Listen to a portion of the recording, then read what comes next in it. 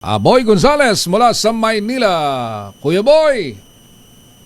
Lakay Raymond, Sister L, naglatag na nga ng panuntunan ng Supreme Court patungkol sa court reporting na media sa katapos na 2025 Media Summit sa Baguio City. Sa 43 ng draft ng guidelines ng court reporting ay inilatag ni Supreme Court spokesperson Atty. Camille Ting sa katapos na Media Summit 2025 sa Baguio na diniluhan ng mga mamayag mula sa iba't ibang entity gaya ng radio, television, broadsheet, tabloid at online network na nagko-cover sa sangay ng hudikatura. Ayon sa draft guidelines, nakasaad ang mga limitasyon at proper decorum sa pagko-cover ng mga mamayag sa mga aktibidad ng korte gaya ng press conference, paglalabas ng mga desisyon, circular at iba pa mga kautusan ng Supreme Court. Ilan sa guidelines ang coverage sa proceeding gaya ng restriction and reporting protocols, pagkilala sa mga official sources ng impormasyon o mga balita.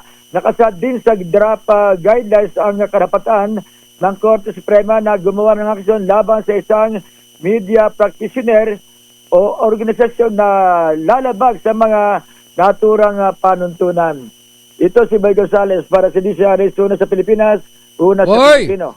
Kuya Boy! Yes. Nasa Kamjanhay ka ba? Yes, Raymond. Nasa Kamjanhay ka? Oo, sa may Camp Janhay. Ba? Aba, nandiyan ka pala, boy? Di ka Hindi ka man umiimik dyan. nagsasabi. Dito ginawa yung dito ginagawa. Kahapon, maghapon kaming nakinig ng media summit.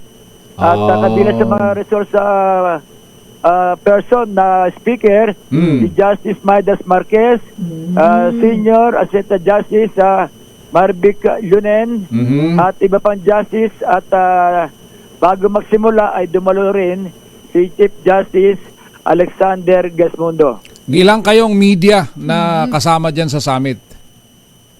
Yung Jukra at saka juror, mga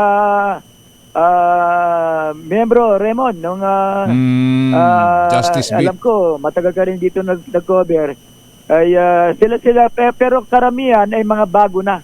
Ayo, Mga syempre. bago na. At, Ikaw na lang ang Ikaw na lang luma dyan. Gamang ganun. Bago pa rin yan. Ay, bago pa rin ba?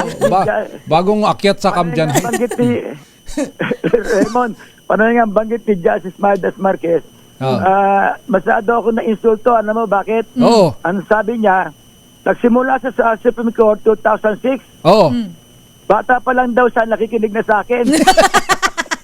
Hindi niya alam na bata ka pa rin naman, di ba? Boy ka Grabe nga naman eh. si Justice. Sabi niya hanggang ngayon bata pa rin. Oo Ang naman. pangalan ko.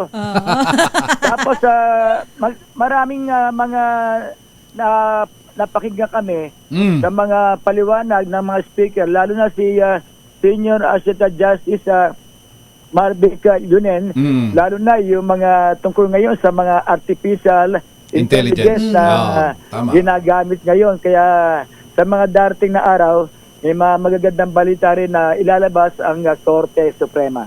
Ayan. Maraming salamat, boy. Ingat kayo sa pagbalik. Balik sa inyo, Raymond at Sister L.